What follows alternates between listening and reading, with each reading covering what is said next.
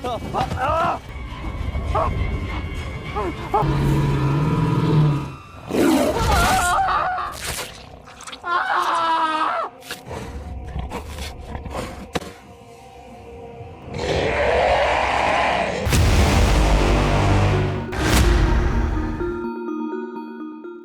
cowok itu masuk ke dalam kabin kayu, dia nemuin beberapa gigi manusia yang berdarah. Sebelum dia paham apa yang terjadi, makhluk menjijikan muncul di belakangnya. Stan kaget dan langsung lari keluar dari kabin. Dia kira itu gelandangan, jadi dia ancam bakal ngelepas anjingnya kalau orang itu gak pergi. Tapi orang asing itu tetap cuek. Karena kesal, Stan ngelepas anjingnya, gak tahu kalau itu bakal jadi masalah besar buat anjingnya. Begitu anjing masuk ke kabin, terdengar teriakan kesakitan. Gak lama kemudian, pintu kayu kebuka dan kepala anjing dilempar keluar. Stan panik dan buru-buru masuk ke kabin, ngambil pisau kecil dari laci buat bela diri. Kegaduhan itu menarik perhatian kakeknya. Lihat laci yang berantakan, kakek langsung marahin Stan. Stan gak punya pilihan selain cerita tentang gelandangan di kabin, dan ngasih tahu kalau anjing kesayangannya mati di tangan orang asing itu. Dengar itu, kakek langsung manggil nama anjingnya. Tapi gak ada jawaban. Ngambil senjata, dia keluar kabin dan lihat kepala anjing di tanah. Langsung marah besar. Kakek teriak minta orang itu keluar. Meski Stan protes, tapi gak ada respon. Baiklah, maaf sekarang kotoran. Saya akan memberi Anda hitungan ketiga untuk keluar dari sana sendiri. Grandpa, let's wait. Kakek masuk ke kabin. Dan teriakan langsung terdengar setelah dia masuk. Stan ketakutan, buka pintu kayu dan nemuin kakek tergeletak terluka di pintu. Begitu dia coba bantu, dia ditarik masuk dalam sekejap. Meski khawatir sama keselamatan kakeknya, Stan harus prioritaskan ngurung makhluk itu biar gak kabur. Dia ngeganjel pintu kayu dengan tongkat dan ngiketnya pakai tali anjing. Saat dia merasa lega, darah mulai merembes dari bawah pintu, menunjukkan kakeknya udah mati. Dengan buru-buru masuk ke dalam, dia ngambil kaleng bir dari kulkas, barang kesayangan kakeknya, buat nenangin diri. Awalnya mikir buat manggil polisi, Stan mikir ulang, tahu kalau sebagai anak di bawah umur, kematian kakek bakal bikin dia kembali ke panti asuhan. Tapi demi keamanan, dia memperkuat pintu kayu dengan papan sebelum malam tiba. Stan gak tidur semalaman, dilanda kekhawatiran dan ketakutan. Pagi-pagi banget, dia mendekati kabin lagi dengan bekal tongkat baseball. Kali ini, dia akhirnya lihat jelas penampakan monster itu, dan dari reaksinya terhadap cahaya matahari. Yuk kita flashback sedikit ke kejadian sebelum korban yang digigit vampir itu lari masuk ke gubuk. Malam itu, dia lagi asyik berburu di hutan, tiba-tiba disergap sama vampir yang brutal banget. Si vampir langsung gigit lehernya. Tapi korban gak langsung tewas. Waktu kena sinar matahari, vampir itu meleleh kayak lilin kena api, berasap dan gosong.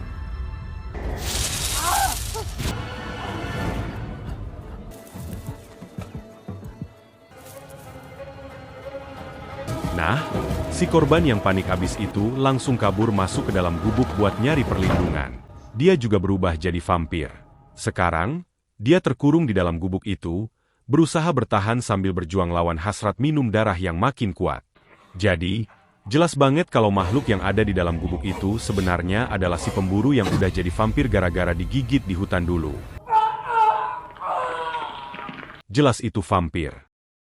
Saat dia mulai menerima kenyataan mengerikan ini, Dahmer tiba-tiba muncul. Dia teman dekat Stan di sekolah, dan kelihatannya dia datang buat mencari kenyamanan setelah dibully oleh Marble dan gengnya. Tapi masalah utama adalah vampir di kabin, dan Stan serius ngasih tahu Dahmer tentang itu. Awalnya ragu, Dahmer akhirnya memutuskan buat ngecek sendiri, terpengaruh sama sikap serius Stan. Melihat ini, Stan buru-buru nutup lubang dengan timah dan memperkuatnya dengan papan kayu. Setelah tahu tentang keberadaan vampir, Dahmer gak merasa takut. Malah, dia lihat ini sebagai kesempatan buat balas dendam ke bully di sekolah yang udah nyiksa dia. Hadiah disimpan. Kami mendapat monster peliharaan. Seperti anjing penyerang terlatih yang bisa kami gunakan. Ini adalah kekuatannya, tidak ada yang akan mengacaukan kita lagi. Kami mendapatkan 3 brengsek itu di sini.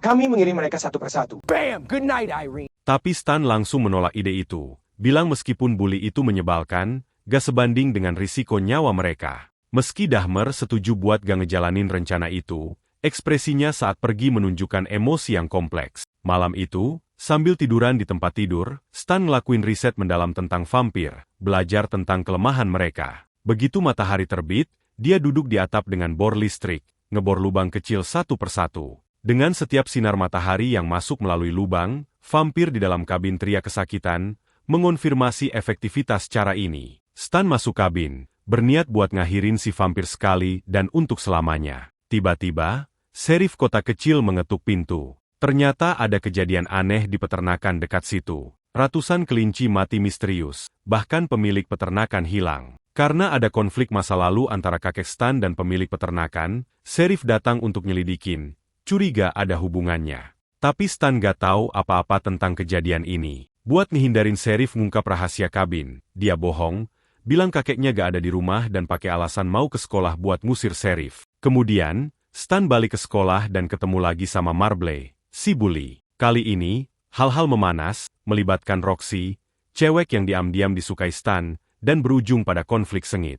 Untungnya, guru datang tepat waktu buat misahin mereka. Guru itu udah ngeliat perilaku aneh Stan belakangan ini, dan berniat atur pertemuan dengan kakeknya buat ngebahasnya. Tapi mereka gak bisa menghubungi dia, jadi guru itu manggil serif balik. Dengar semua ini, Stan merasa gak tenang dan buru-buru pulang. Tapi serif tiba di rumahnya lebih cepat dari yang diharapkan. Cuma buat nemuin kakeknya masih gak ada di rumah. Serif berniat nunggu kakek kembali, tapi kaget dengan suara-suara dari arah kabin. Curiga ada masalah, dia mendekat hati-hati. Saat pintu kabin tiba-tiba terhantam, dia mundur beberapa langkah karena takut. Siapa sangka vampir itu bisa ngomong? Percaya kalau Stan udah ngurung kakeknya, serif memutuskan buat bertindak menyelamatkannya. Gak bisa ngebuka rantai besi, dia ngangkat pistol. Begitu Stan balik rumah dan dengar suara tembakan, dia buru-buru buat campur tangan. Serif ngarahin pistol ke dia. Dari ekspresi paniknya, serif makin yakin kalau Stan udah ngurung kakeknya di dalam. Gak peduli berapa kali Stan coba jelasin, serif gak mau percaya. Dengan kakek sialanmu di gudang, Anda punya banyak keberanian berbicara kepada saya tentang apa yang harus saya lakukan. Keluar dari sana dengan baik dan lambat. Jangan buka itu! Stay down, Stanley. Sesuai dugaan, dia langsung dilucuti oleh vampir, kehilangan lengan dalam prosesnya dan ditarik ke dalam. Keadaan makin kacau. Saat Stan bingung harus ngapain, Marble muncul. Setelah dipermalukan di depan teman-teman sekelasnya, dia bertekad buat balikin harga dirinya. Dengan gak ada waktu buat ngurusin dia, Stan terpojok oleh Marble yang bersenjata dan siap menyerang. Tapi sebelum Marble bisa menyerang, Dahmer tiba-tiba muncul di belakangnya, bawa pistol serif. Melihat Dahmer dengan pistol, Marble langsung mundur, minta maaf dan ngaku kalau itu cuma guyon. Tapi Dahmer yang udah dibully gak mau ngelepas Marble begitu aja. Dia bukan cuma gak tergerak oleh permintaan maaf Marble, tapi juga ngancam buat maksa dia masuk ke kabin. Saat Marble mendekat dengan enggan, dia ngelihat lengan serif. Sadar kalau ada sesuatu yang menakutkan di dalam, Stan coba campur tangan, tapi Dahmer udah kehilangan kendali.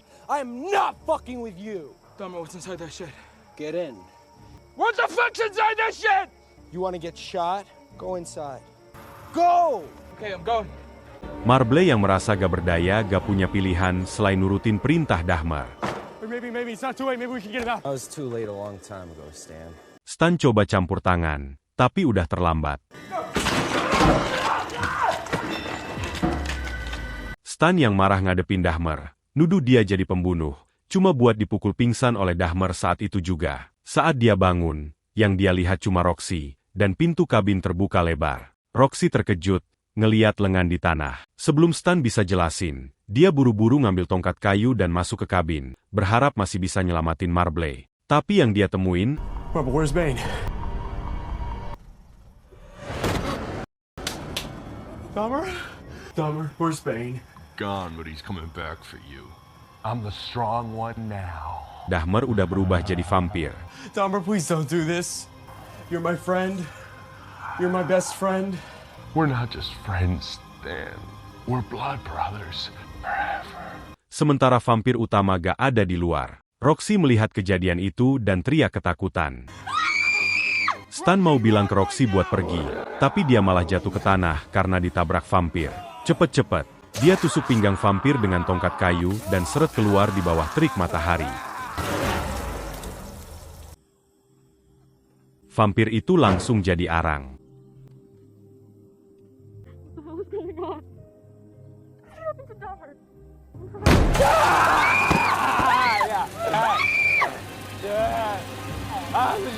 Stan buru-buru nutupin mayatnya dengan kain putih dan bersama Roxy, ngangkut balik ke kabin. Dengan malam yang mendekat untuk mencegah serangan vampir lagi, mereka memperkuat semua pintu dan jendela dengan alat apapun yang mereka bisa temuin. Setelah selesai, kegelapan pun tiba. Tiba-tiba, ada ketukan di pintu. Ternyata itu dua anak buah Marble. Khawatir karena Marble gak muncul-muncul, Stan nyuruh mereka pergi, ngasih tahu bahaya yang ada. Tapi Pete gak percaya. Saat sesuatu terasa aneh dan mereka coba pergi, mereka ditarik oleh vampir.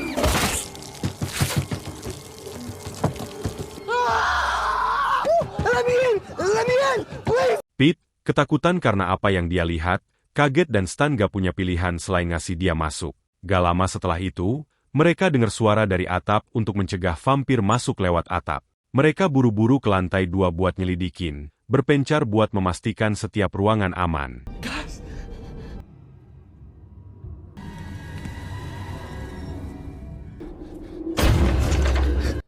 Tapi Pete cepat diserang oleh vampir, dan pada saat yang sama, vampir lainnya nyergap Roxy di loteng. Dengar ribut-ribut, Stan keluar dari kamar, tapi dihadang oleh dua vampir, Pete dan temannya. Stan gak punya pilihan selain mundur balik ke kamar, dan cepet-cepet ngisi peluru di shotgun.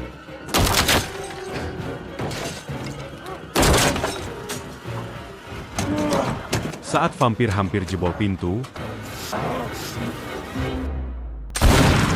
dia tembak mereka dengan satu tembakan. Setelah itu, Stan mengikuti teriakan Roxy sampai ke loteng. Go! Tapi vampir ini gak gampang dilawan. Saat Stan nembak, vampir itu cepat nutup jarak dan ngerebut senjatanya. Meski Stan udah siap dan berhasil mukul dengan kapak, itu belum fatal dan dia ditendang mundur.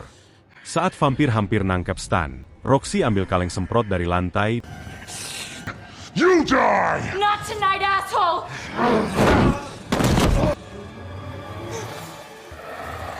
Dan nyemprot ke vampir. Vampir ngelempar Stan dan maju ke arah Roxy. Meski udah ditembak, vampir masih gak jatuh. Pada saat kritis, senapan kehabisan peluru. Stan ambil pisau lempar. You die, asshole. Tapi sialnya, malah kena Roxy. Langkah ini ngestun vampir, bikin dia nangkep leher Stan lagi. Akhirnya, Roxy maju dan pakai kapak buat tebas kepala vampir. Heads up, motherfucker!